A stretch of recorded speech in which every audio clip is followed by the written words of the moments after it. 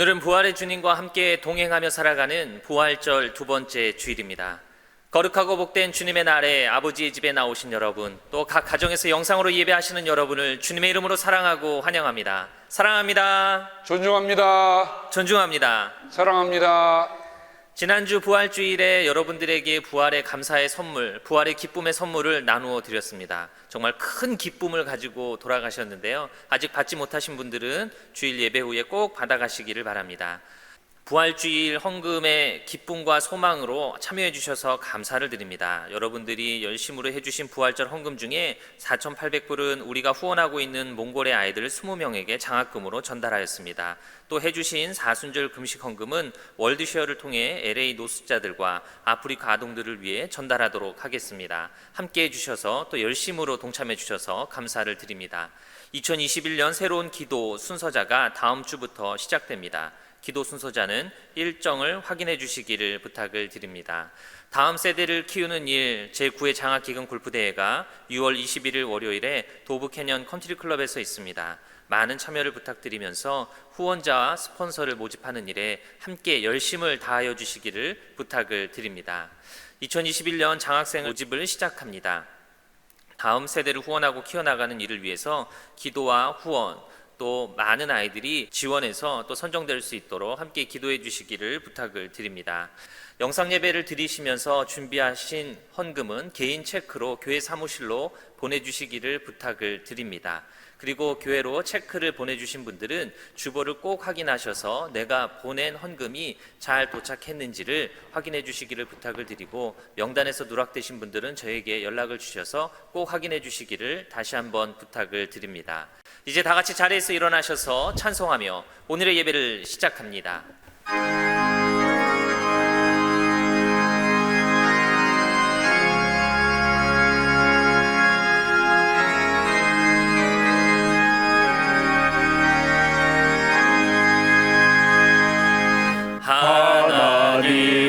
하나님의 독생자 예수 날 위하여 오시었네. 내 모든 죄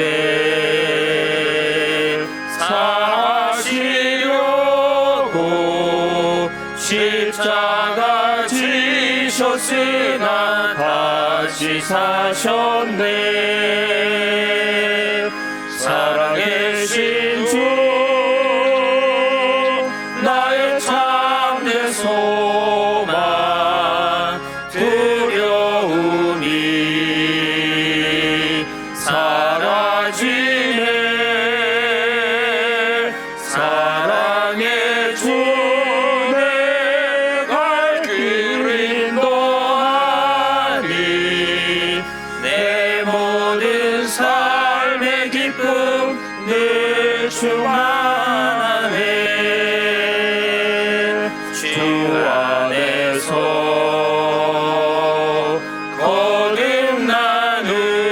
거듭나누리 기뻐하며 찬양하리.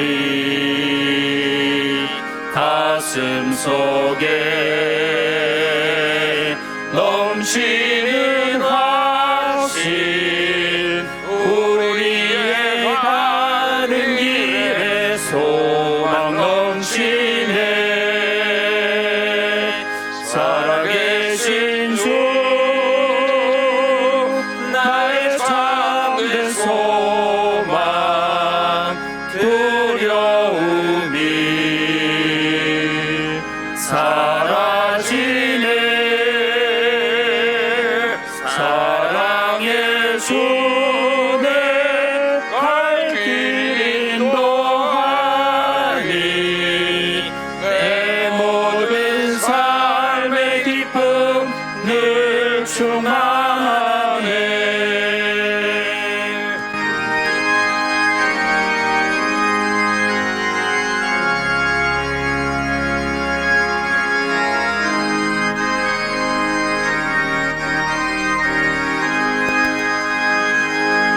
선한 싸움 다 마친 후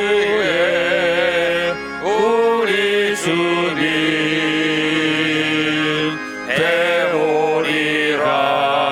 배우리라. 사망 권세 다 물리치고 주님이 다스리니 영광 넘치네. 살아계신 주 나의 찾는 소망 두려움이 사라지네. 사랑의 주 내 갈 길 인도하니 내 모든 삶의 기쁨 늘 충만하네.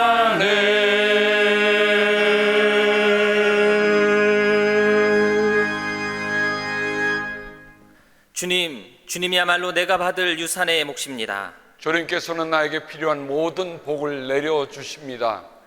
나의 미래는 주님이 책임지십니다. 참으로 나는 빛나는 유산을 물려받았습니다. 주님께서 날마다 좋은 생각을 주시며 나에게 교훈을 주시니 내가 주님을 찬양합니다. 주님은 언제나 나와 함께 계시고 나의 오른쪽에 계시니 나는 흔들리지 않습니다. 이 몸도 아무 해를 두려워하지 않는 까닭은 주님께서 나를 버리지 않으실 것이기 때문입니다. 주님께서 내 오른쪽에 계시니 이 큰 즐거움이 영원토록 이어질 것입니다. 아멘. 사도신경으로 우리의 신앙을 고백합니다.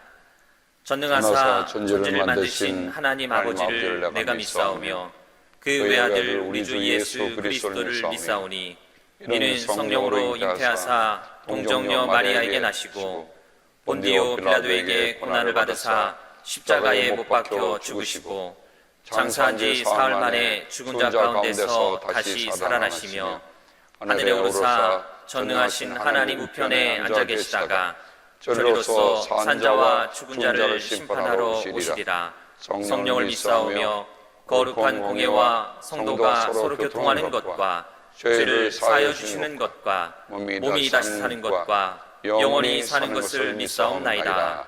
아멘.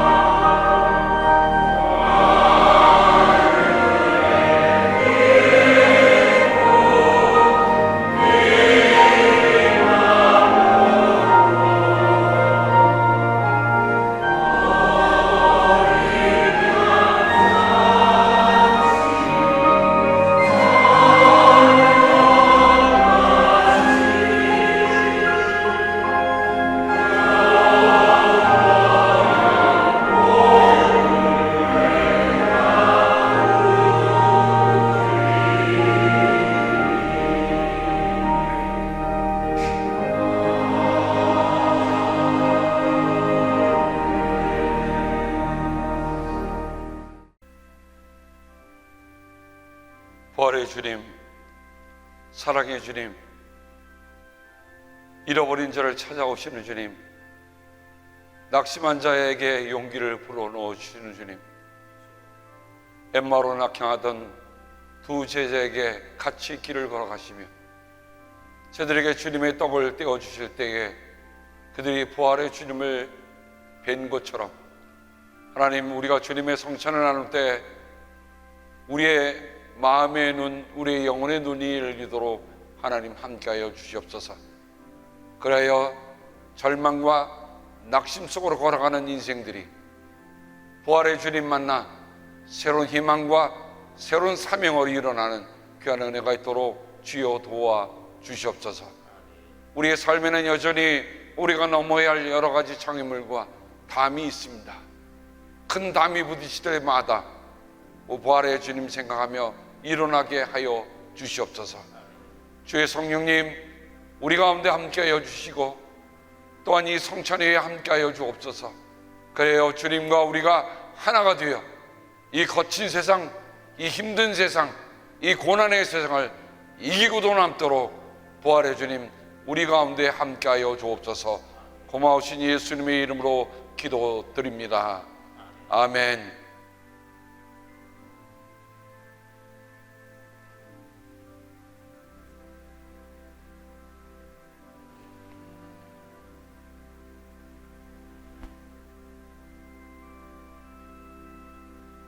이 떡은 우리 주님의 몸입니다.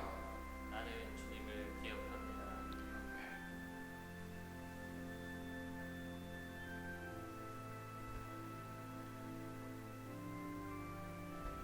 이 잔은 주님의 보혈입니다.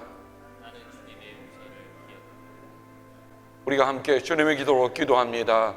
하늘에 계신 우리 아버지, 이름이 거룩히 여김을 받으시오며 나라가 임하옵시며 뜻이 하늘에서 이룬 것 같이 땅에서도 이루어지이다. 오늘 우리에게 일용할 양식을 주옵시고 우리가 우리에게 죄 지은 자를 사하여 준 것 같이 우리의 죄를 사하여 주옵시고 우리를 시험에 들지 말게 하옵시며 다만 악에서 구하옵소서. 나라와 권세와 영광이 아버지께 영원히 있사옵나이다. 아멘.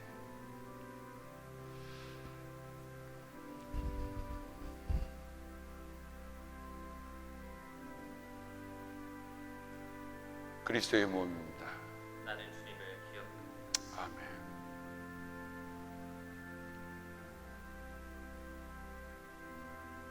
나는 주님의 용서를 기억합니다.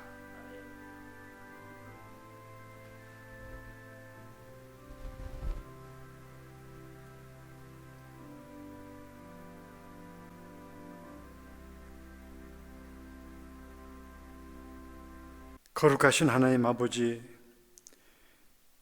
우리를 거룩하게 하사 거룩한 백성 중에 거하게 하시고 거룩한 성전에서 예배드리게 하심을 감사드립니다. 죄와 어둠 속에서 헤매이던 우리를 부르시어 빛 가운데로 인도하실 뿐만 아니라 택하심을 받은 족속으로 왕과 같은 제사장이요 하나님이 소유된 백성, 거룩한 민족으로 불려 주시어 주님 앞에 나올 수 있는 이 귀한 자격과 특권을 주신 것을 감사드립니다. 그러나 한 주간도 세상에 살면서 주의 삶을 통하여 주님께 드리는 예배를 온전하게 드리지 못하였고 제사장의 거룩한 직분을 망각하고 살았으며 거룩한 백성의 모습으로 살지 못하였던 부족한 저희들이었음을 주님 앞에 고백합니다. 삶의 현장에서 저지른 모든 잘못을 용서하여 주시옵소서. 거짓이 많은 세태 속에서 진리의 허리띠를 든든히 매지 못하고 있었으며 불의한 세상에서 그 나라와 그 의를 구하지 못하였습니다. 불신이 팽배한 세상에서 신실한 언행으로 일관되지 못한 우리의 삶을 용서하여 주시옵소서. 이 시간 성령의 불로 우리의 원치 않는 죄성과 정욕과 수문학을 태워주시사 그리스도의 보혈로 깨끗게 하여 주시옵소서. 이 시간 우리의 어두웠던 영을 밝히시사 신령한 것을 보게 하시고 무디어진 영성을 다시 회복시켜 주셔서 깨끗하고 정결하게 하셔서 신실하지 못한 마음을 바로잡아 주시고 성령의 빛으로 가득 채워 주시사 어두웠던 마음을 밝혀주시며 성령의 위로가 심령 가운데 충만하게 하여 주시옵소서. 주님께 드리는 온전한 예배되게 하여 주시고 성령께서 허락하시는 새 힘을 얻는 시간이 되게 인도하여 주시옵소서. 교회 머리 되신 주님, 저희 교회를 이 지역사에 이 지역을 세운 귀한 구원의 방주로 또한 이 지역을 밝히는 등불로 삼으시고자 하는 하나님의 계획이 있은 줄 믿습니다. 우리 모두가 사명을 깊이 깨닫게 하여 주시고 이 사명을 감당할 수 있도록 믿음과 열심을 허락하여 주시옵소서. 그리하여 주님의 기뻐하시는 교회, 큰 능력과 큰 은혜로 행하는 교회 되어 많은 열매를 맺어 드리는 교회 되게 인도하여 주시옵소서. 그동안 저희 1년 동안 코로나 전염병으로 정상적인 예배를 드리지 못하였지만 영상 예배와 대면 예배를 한 줄도 거르지 않고 드릴 수 있도록 인도하여 주시고 새벽 제단도 지켜주셔서 기도의 맥을 이어갈 수 있도록 특별하신 은총을 허락하신 하나님께 감사를 드립니다. 저희가 간구하는 기도의 맥을 끊지 않게 도와주시고 이어나갈 수 있도록 특별하신 은총과 열심을 다해 주께 간구하며 기도할 수 있도록 열심을 주심을 감사드립니다. 코로나 팬데믹도 완전히 물리쳐 주시고 주께 드리는 예배가 이런 질병으로 인하여 지장받는 일이 없도록 지켜 주시옵소서. 이 시간도 주께서 귀히 쓰시는 임 목사님을 말씀의 대언자로 세워주심을 감사드립니다. 늘 성령과 지혜로 충만케 하여 하셔서 생명의 말씀을 능력 있게 증거케 하여 주시고 듣는 저희들은 하나님 말씀으로 순종하게 하여 주시기 원합니다. 우리의 예배를 받아주시고 저희들이 다시 한 주간을 세상에 나가 살아갈 때 세상 풍조에 휩쓸리지 않고 세상을 변화시키는 삶을 살도록 저희를 지켜 주옵소서. 이 예배를 주께 의탁하며 존귀하신 예수님 이름으로 기도드립니다. 아멘.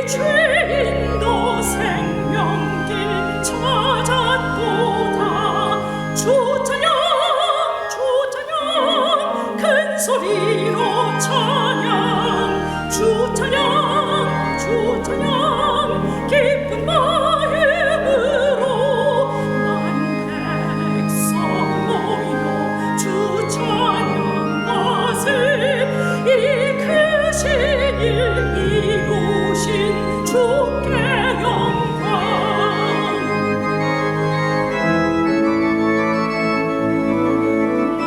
놀라워라 주께서 이루시니 존귀와 영광을 늘 돌리어라 주 예수 우리를 살리시니 이 즐거움 다 증명 못하리라 주 찬양 기쁜 마음으로 주 찬양 기쁜 마음으로 만 백성 모여 주 찬양하세 이 크신 일 이루신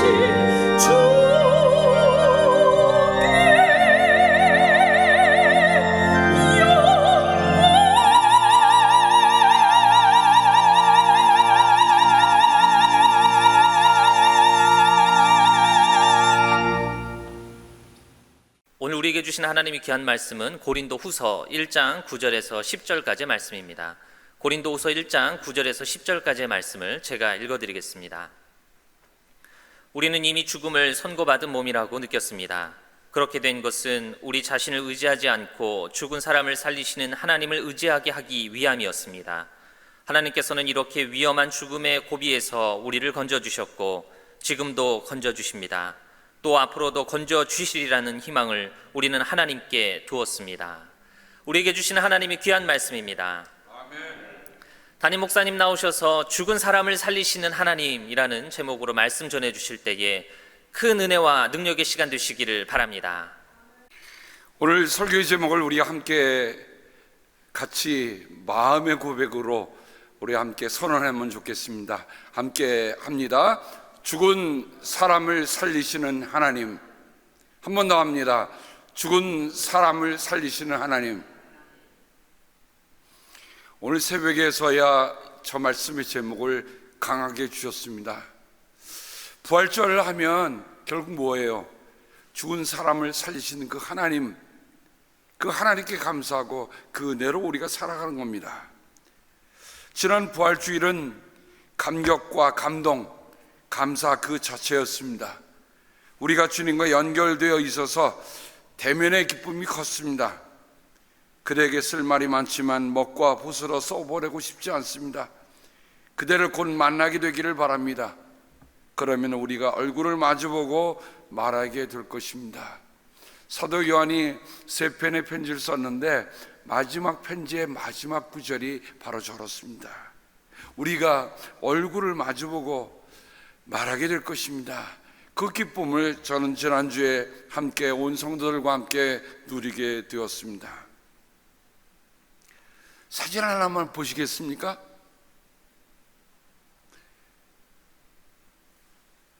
제가 지난 부활주일날 집에 들어가면서 어느덧 해가 기울고 있었습니다.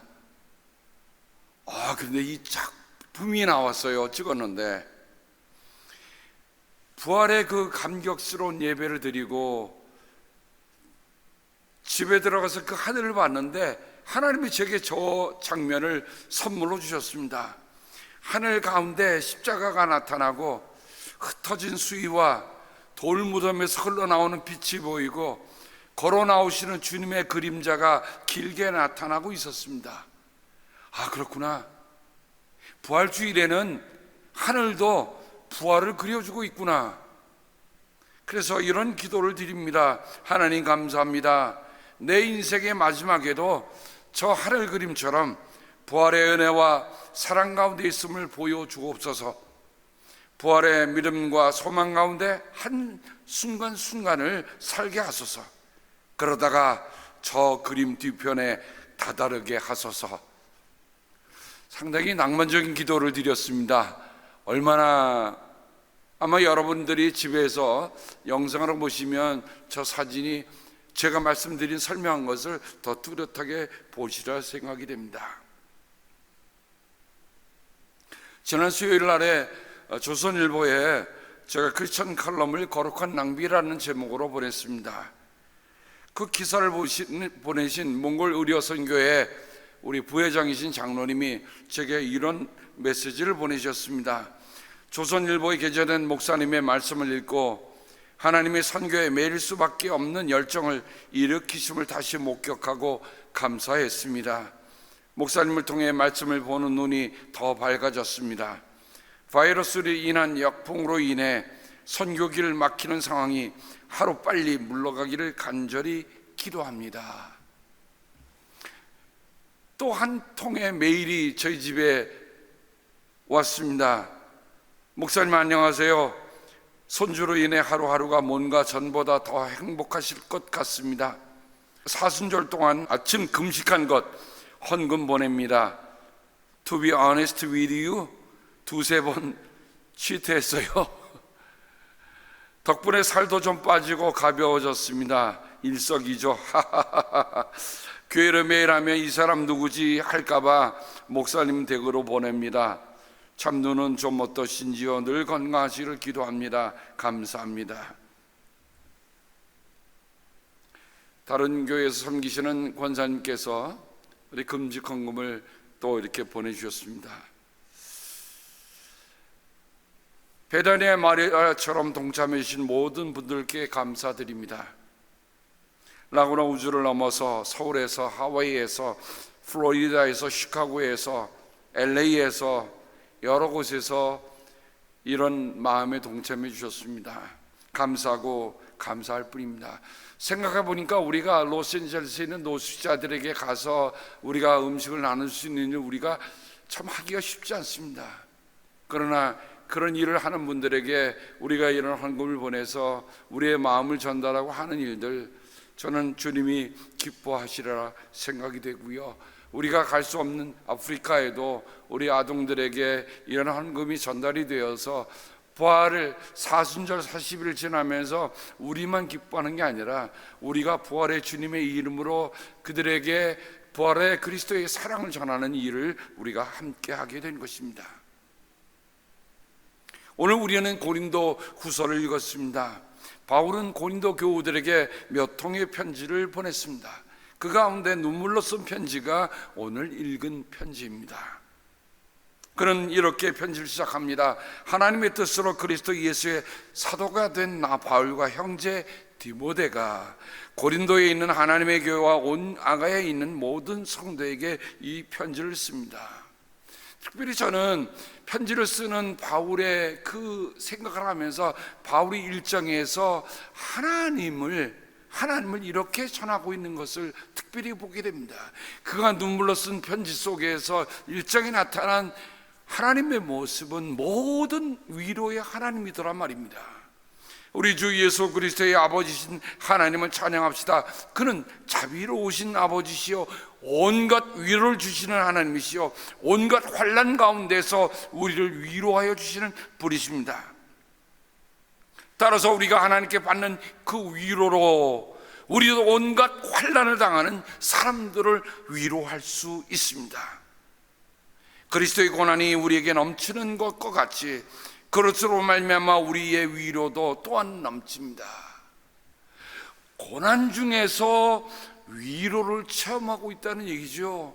그런데 우리가 그 받는 그 위로로 말미암아 고난을 받고 있는 다른 사람들이 위로할 수 있다. 우리가 믿는 것은 우리 혼자의 위로로 끝나는 것이 아니라 우리가 신앙생활을 한다고 하는 것 자체가 우리가 받는 그 위로를 고난받고 있는 사람들에게 전할 수 있다는 거죠. 바울의 편지를 유심히 보면 바울은 고난을 면제해달라고 기도하고 있지 않습니다. 하나님은 우리를 고난을 면제해 줬다고 얘기하고 있지 않습니다. 어떻게 해요? 고난 중에 위로를 받고 있다라고 합니다.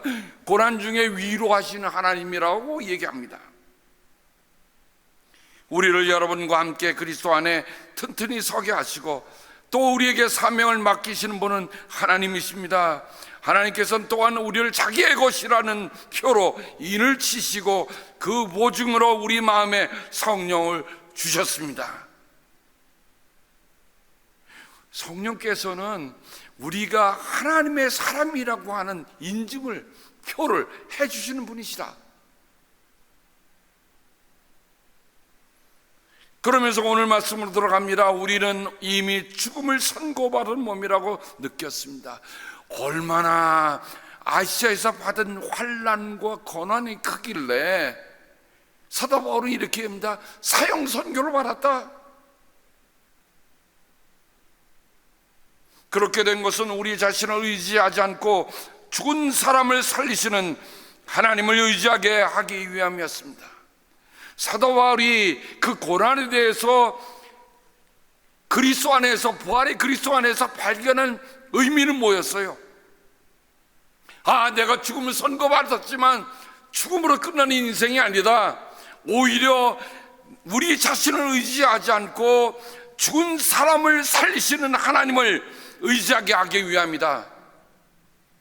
우리에게 이런 부활의 믿음이 함께 있기를 바랍니다.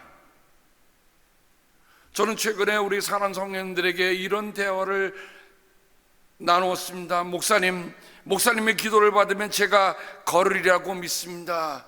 스트로크가 와서 지금 고통하고 있는 50대의 우리 권사님의 얘기입니다. 목사님, 제가 다음부터는 키모테라피를 받습니다. 인생이 80이 됐는데 불현듯 찾아온 암에 의해서 이제 키모테라피를 받는다고 하는 우리 권사님의 이야기입니다. 목사님, 제 오라버니가 카나다에 계시는데 백신 접종을 받으신 후 부작용으로 중환자실에 코마 상태로 일주일을 지나고 계십니다.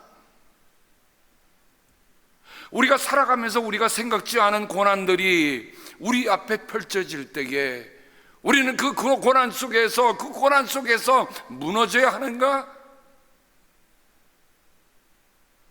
사도 바울은 아니다라고 얘기합니다. 첫째로 우리가 생각해 볼 수 있는 것은 죽음의 선고를 넘어서는 힘이 바로 부활의 믿음에 있다는 거예요.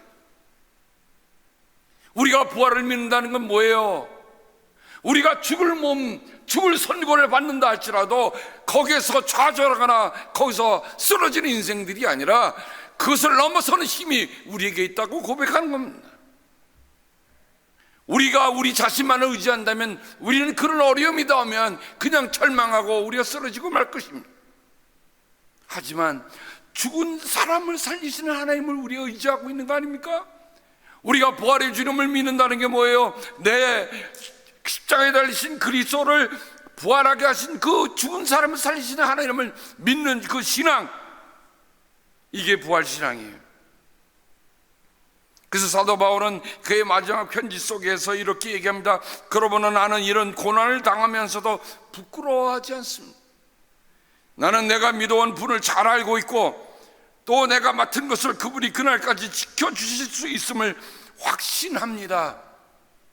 어찌 이야기가 바울만한 고백이겠습니까? 정 바울처럼 우리가 부활의 주님을 믿고 따르는 모든 사람들의 입에서 나온 그런 확신의 선언은 바로 이와 같아야 할 것입니다. 죽음을 선고받았다, 사형을 선고받았다는 말은 뭡니까? 더 이상 어떻게 할 수 없다는 거 아닙니까? 감당할 수 없는 끝에 다다랐다는 것 아닙니까? 사람은 누구나 한 번도 경험해 보지 못한 죽음의 공포를 느끼며 살아갑니다. 우리는 지난 한 해 동안 그런 공포가 우리를 가장 위협하는 가장 큰 공포가 뭐였지요? 죽음이었어요. 우리가 이 코로나에 걸리면 죽는다는 그런 공포들이 사람들 세계 전체를 뒤덮고 있었습니다. 그런데 사도 바울이 뭐라고 얘기하는 겁니까? 그 사형 선고 속에서도, 죽음을 선고받은 몸 속에서도 죽은 사람을 살리시는 하나님을 의지하는 신앙,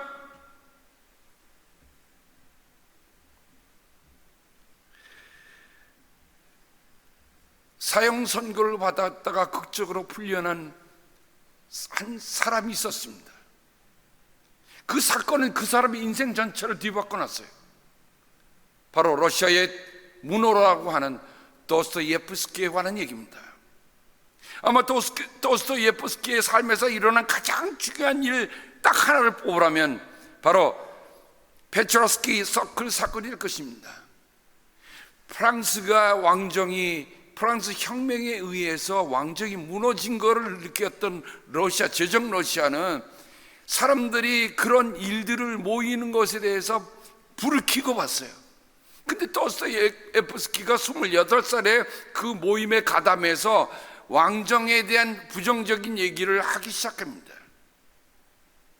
결국 그들의 클럽, 서클들은 다 붙잡혀서 옥에 갇히게 됩니다. 근데 참 고약한 게 있어요. 힘을 가진 사람들은요, 그 힘을 갖고 사람들을 자기가 마음대로 할 수 있다고 생각합니다. 러시아 왕자는 이 괘씸한 젊은이들에게 법적인 형벌 위에 따끔한 선물을 하나 더 주고 싶다는 엉뚱한 생각을 품게 됩니다.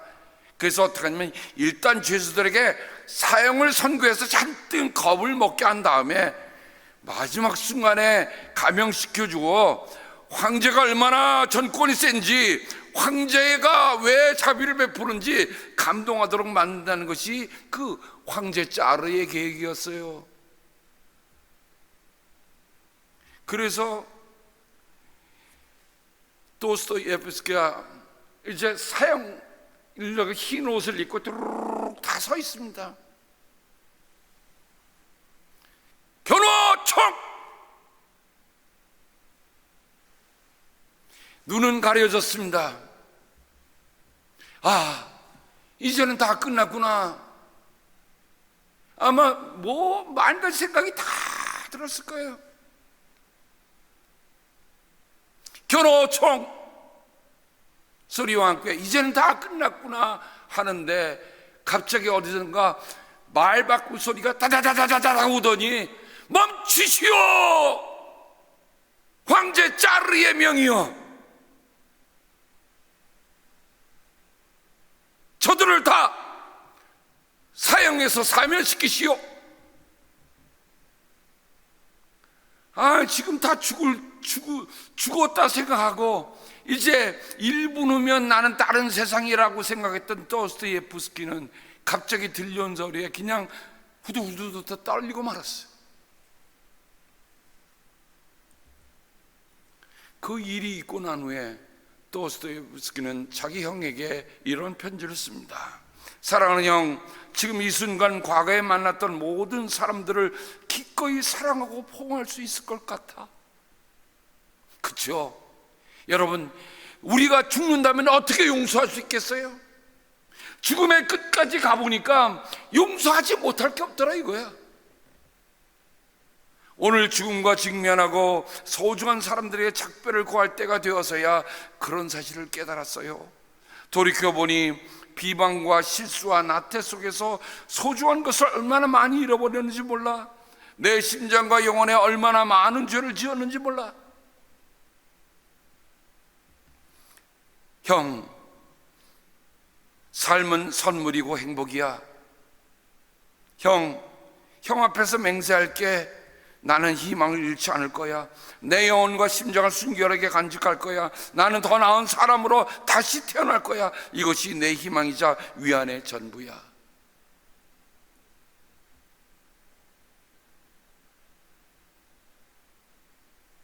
사람이 한번 죽음에 직면하고 죽음의 끝에까지 갔다가 온 사람들의 삶이 어떨까? 죽었다가 다시 일어나는 사람의 삶의 내용을 도스토옙스키는 바로 이처럼 고백해 주고 있는 것입니다.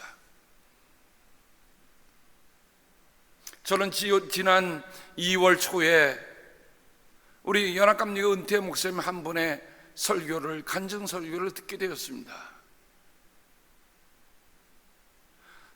정말 친숙하게 잘하는 목사님인데 그런 일이 있으리라고는 생각도 못했어요. 바로 지난 팬데믹 기간에 있었던 일입니다. 세계 인구의 1%만 앓는 희귀한 암에 이 은퇴 목사님이 걸리게 되었습니다. 지난 봄에 기침이 끊이지 않아서 검진 결과 림프종, 혈액암, 임파선암 1억 원 탄선언을 받게 됐습니다. 여러분, 캔서에 걸려서 캔서가 심각하다는 것을 알리면 대다수의 사람들이 어떤 경험을 합니까? 아, 이거 죽을 수도 있구나. 이 암은 1832년 영국 호지킨 박사가 발견했고 10만 명당 3명, 제클린 오나시스 때문에 세상에 알려진 암이라고 합니다. 이제는 목회도 다 끝나고 이제는 은퇴하여서 남은 생에 그런데 덜컥 온 것이 뭡니까? 목사님은 혼란스러웠어요. 하나님, 왜 내게 이런 시련을 주십니까? 내 삶의 마지막이 오면 어떻게 하나 미련과 아쉬움은 현실을 받아들이고 쉽지 않았었습니다. 암은 급속도로 퍼지기 시작했습니다. 전체 인파에 퍼져 귀 밑에 암덩어리가 마치 혹 달린 혹부리 영감처럼 늘어나고 겨드랑이 이런 데에 다 암덩어리가 되는데, 그게 늘어나면서 신경을 누르니까 통증 때문에 밤잠을 잘 수가 없어요. 100도가 넘는 고열과 또한 오한이 됩니다. 한여름에 이불을 덮어도 덜덜덜덜 떨리는 거예요. 그래서 고통이 심하니 죽는 게 낫다는 생각도 하셨다고 합니다. 무능함, 무력함, 그러나 동시에 겸손함과 두려움으로 전쟁 같은 현실에서 자신의 바닥난 영적 현실을 보게 됩니다. 여러분, 목사라고 끝까지 다 믿음을 갖췄다고 생각하지 마세요. 죽음 앞에서는 목사도 한 인생일 뿐이야.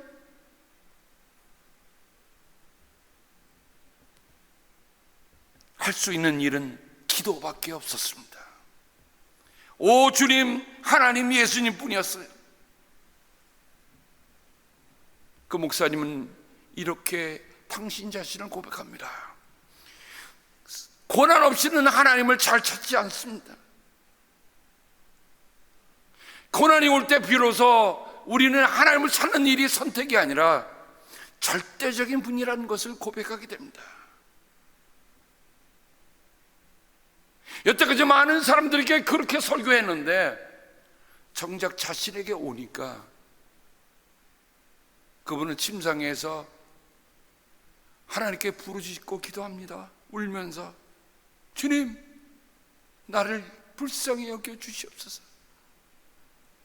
나를 불쌍히 여겨 주시옵소서. 아무리 성공적인 목회를 하고 은퇴를 했다 할지라도 여전히 하나님께 간구할 수밖에 없는 정말 하나의 인생, 하나님 앞에 그렇게 고백하고 눈물로 하나님께 기도를 하는 거예요.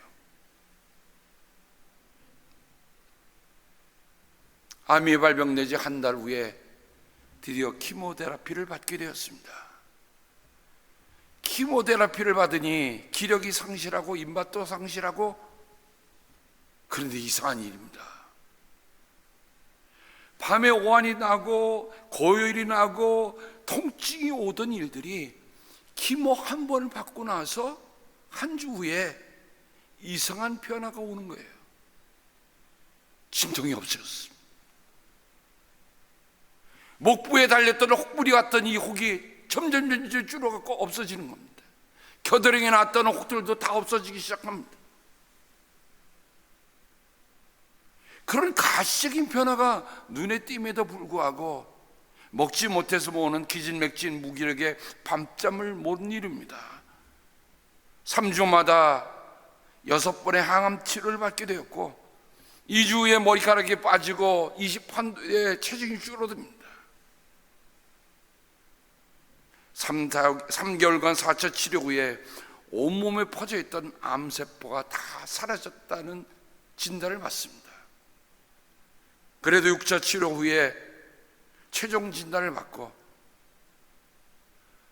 비로소 그제야 내가 숨을 쉴 수 있구나 하는 안도감을 받게 됐고, 방사선 치료도 더 이상 받지 않아도 된다고 하는 의사의 통보를 받게 됩니다. 그 기간이, 여러분, 우리가 생각할 때 그 기간이, 6차 치료받는 기간이 얼마나 힘들었을까? 우리는 생각으로만 하고 있죠. 그런데 그 은 목사님은 이렇게 얘기합니다. 죽음의 실체가 가까이 올 때 지금껏 중요하다고 생각하는 것들이 다 허물어지더라.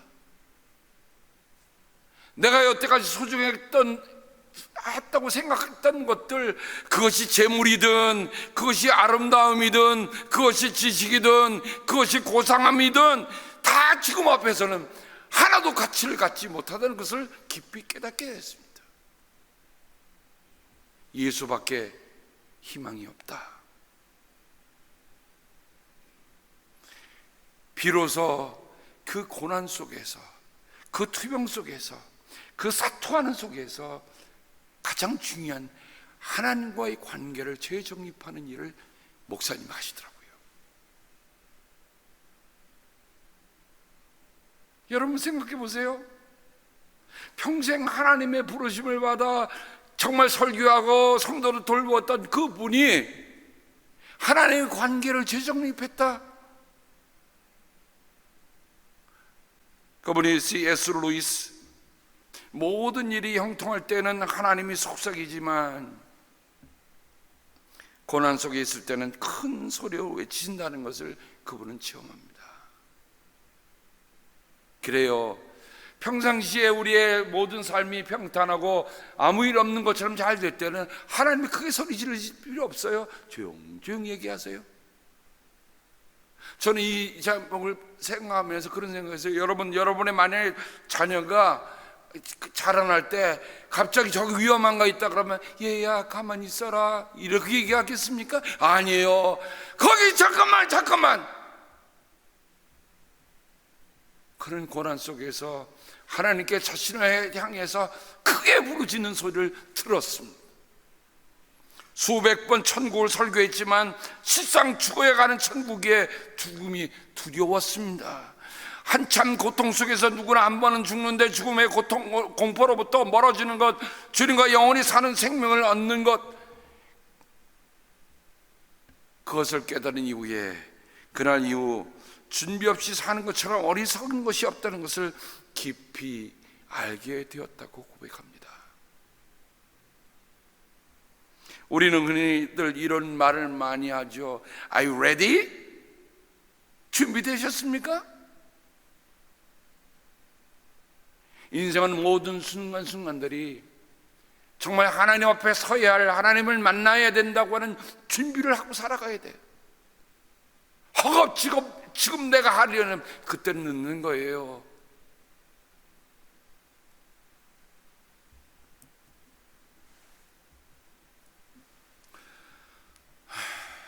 내가 겪는 고통 속에서 외로움을 겪으면서 같은 환우들에게 다가설 수 있었습니다.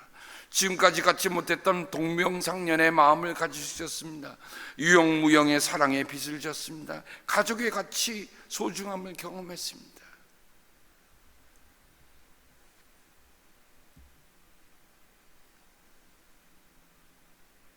히브리서 12장 11절, 무릇 징계는 어떤 것이든지 그 당시에는 즐거움이 아니라 괴로움으로 여겨지지만 나중에는 이것으로 훈련받은 사람들에게 정의의 평화로운 열매를 맺게 합니다.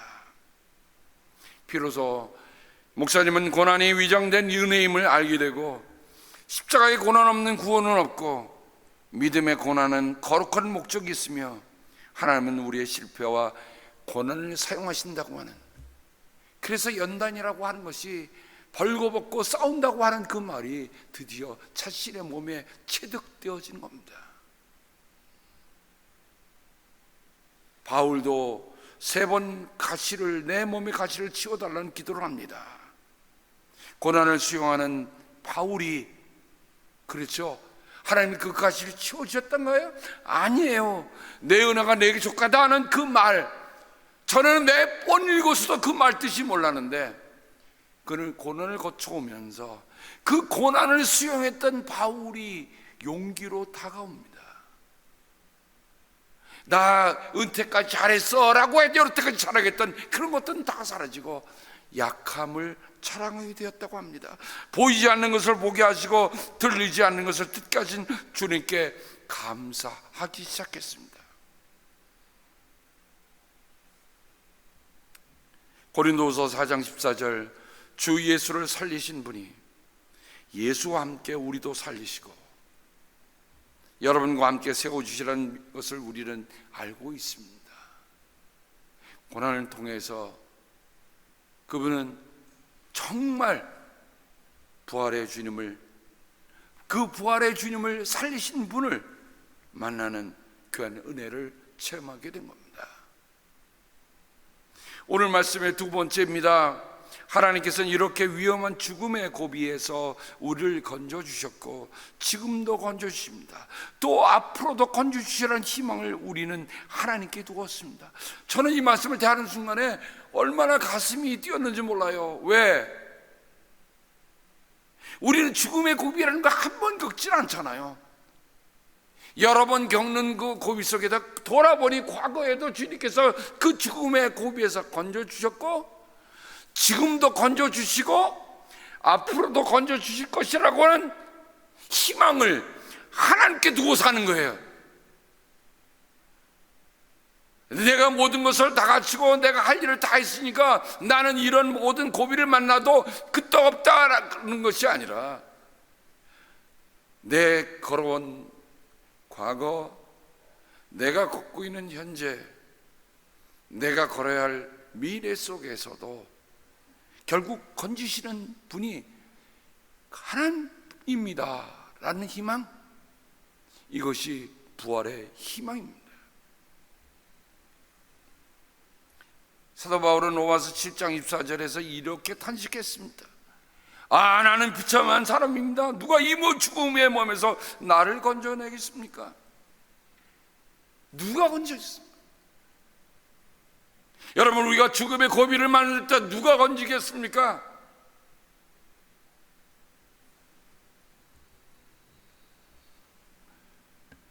바울은 그의 첫 번째 편지 속에서 우리를 건져주실 예수님이라고 고백합니다. 어찌 보면 바울의 삶 속에는 그 죽음의 고비가, 그리스도를 전하면서 당했던 죽음의 고비가 여러 번 있는 것을 성경에서 찾아볼 수 있습니다. 특별히 사도행전 9장에 보면 사도 바울을 죽이려고 무려 유대 사람들이 모의하고 있는데, 그래서 밤낮으로 모든 성문을 지켜서 꼼짝할 수 없는데 제자들이 밤에 사울을 광주리에 담아서 성 바깥으로 달아냅니다. 지금 그리스도를 전하기 위해 나가야 되는데 성문을 밤낮으로 지키는, 그 말은 뭡니까? 죽음의 고비가 그를 빗장을 걸고 있었다는 겁니다. 사도행전 23장에 보면 유대 사람들이 모여 바울을 죽이기 전에는 먹지도 마시지 않겠다고 맹세한 사람이 무려 10,000명이나 되었습니다. 살만한 얘기입니까? 그래서 로마 천부장은 바울을 호송해서 빼내기고 맙니다. 죽음의 고비가 또 있었죠. 바울이 1차 전도 여행 속에서 루스드라에 갔을 때 일입니다. 안디옥과 이고니온에서 유대 사람들이 몰려와서 루스드라에서 지금 복음을 전하고 있는 바울을 향해 돌을 칩니다. 바울은 돌 맞고 쓰러집니다. 보니까 숨을 안 쉬어요. 그 사람들이 끌어다가 성 밖에 던져버립니다. 실제로 돌을 맞고 바울은 죽음의 고비에 다다른 겁니다. 우리는 어떻게 그가 일어난지 알 수 없어요. 그가 어떻게 응급처치를 받은지는 알 수 없어요. 근데 성경에 보면 응급처치했다는 말이 아무것도 없어. 망연자실에서 제자들이 둘러서서 바울의 죽음을 정말 넉넉히 앉아 있을 때 바울이 부시시 깨서 일어나 길을 갔다는 겁니다. 어찌 그뿐입니까?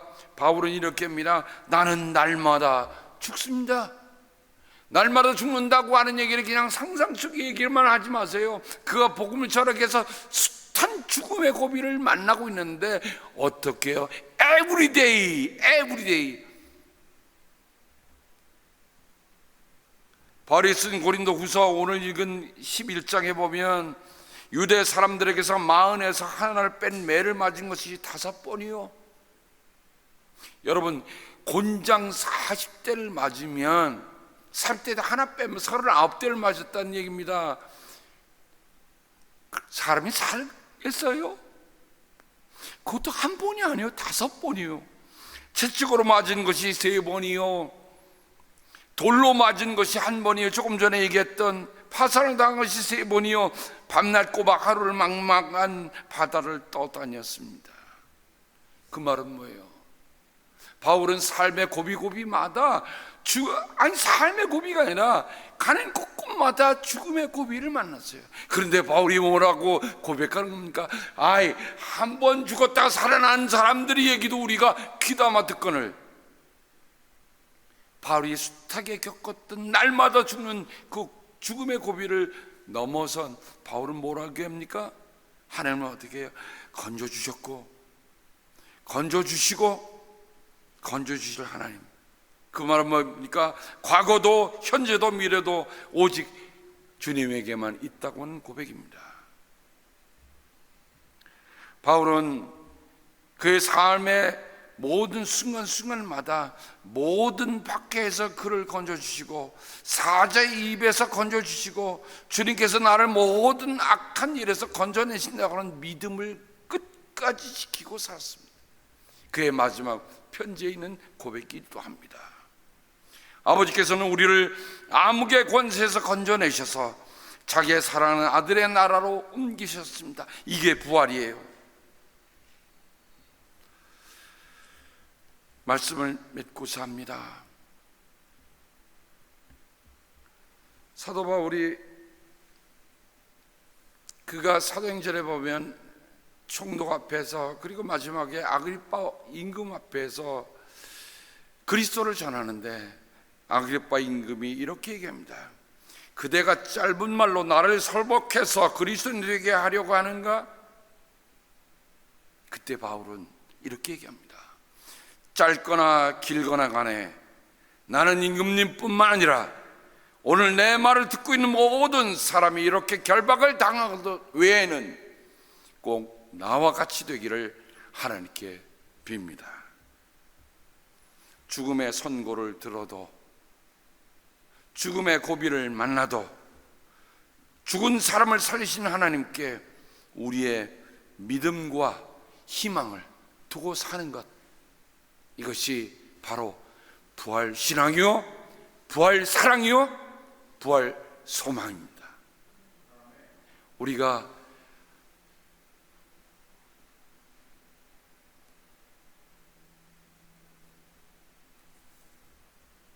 여러분 근자에 우리 사랑하는 성도들이 정말 이런 어려움 속에 있는 얘기를 들으면서 오늘 말씀으로 여러분에게 위로를 전하고자 합니다.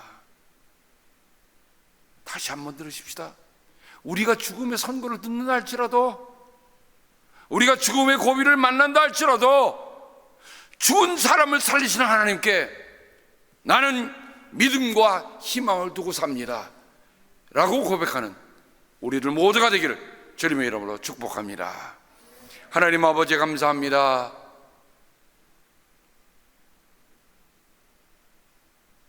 지금 어려움에 직면하고 있는 우리 사랑하는 성도님들이 있습니다. 하오나 주여, 죽은 사람을 살리시는 하나님, 우리가 하나님께만 기도하고 하나님께만 의뢰하고 하나님께 붙잡힌 바 되었을 때 하나님이 우리를 살리시는 그 놀라운 일들을 우리가 체험하도록 주여 도와 주시옵소서. 예수님의 이름으로 간절히 기도합니다. 아멘.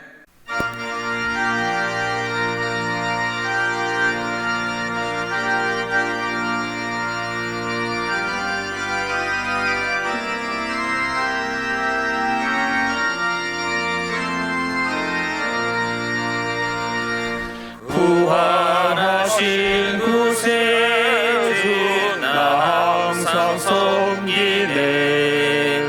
온 세상 조롱해도 주 정령 사셨네. 은혜로운 손길 부드러운 음성 주 예수 나와 함께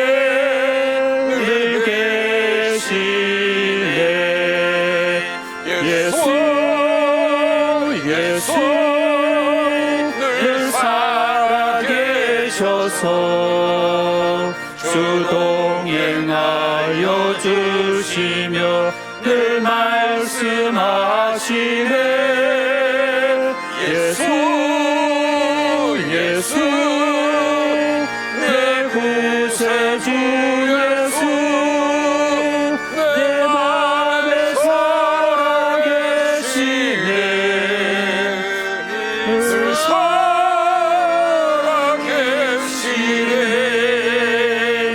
온 세상 살펴보니 주 사랑 알겠네. 내 맘이 아플 때도 주 사랑 알겠네. 이 세상 풍파일 힘주시는 주님 주 다시 영광 중에 곧 오시리. 예수 늘 살아계셔서 주 동행하여 주시며 늘 말씀하시네. 예수 내 구세주 예수 내 맘에 살아계시네. 늘 살아계시네.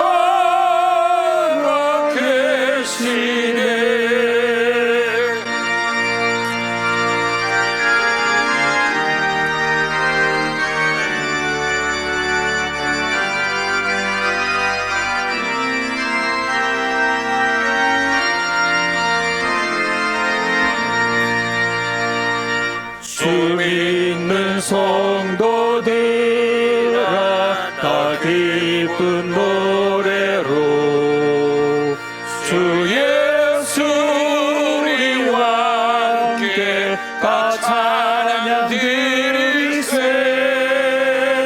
이 세상 소망이요 참 친구 되시는 주 예수 영원토록 찬양하세. 예수 늘 살아계셔서 주 동행하여 주시며 늘 말씀하시네. 예수 내 구세주 예수 내 맘에 살아계시네. 늘 살아계시네.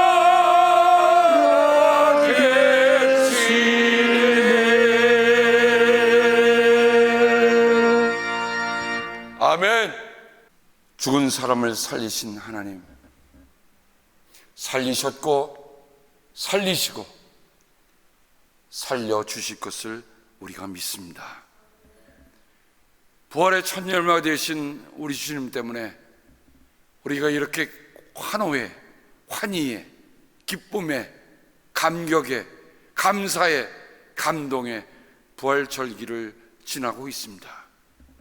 사랑의 주님, 우리의 약한 믿음이 부활의 주님 때문에 더 강해질 수 있도록 주여 도와주시옵소서. 하나님, 우리는 육신적으로 여러 가지 고비를 만날 때가 많습니다. 그게 죽을 고비입니다.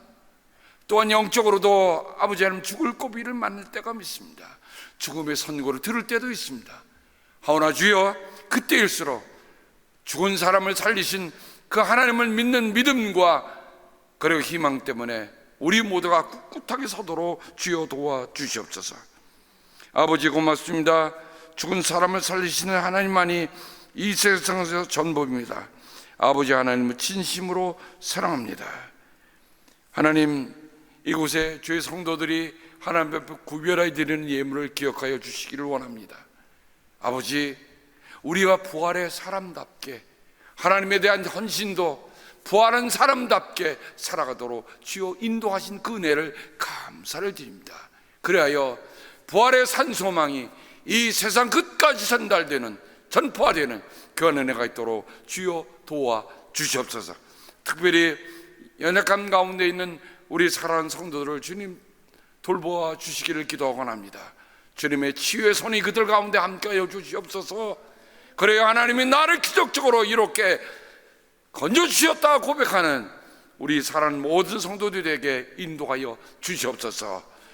주님께서 복을 주시고 지켜주시며 밝은 얼굴로 되시며 은혜를 베풀어 주시고 주님께서 고이 보셔서 평화 주시기를 성부와 성자와 성령의 이름 받들어 간절히 축복하며 기도합니다. 아멘.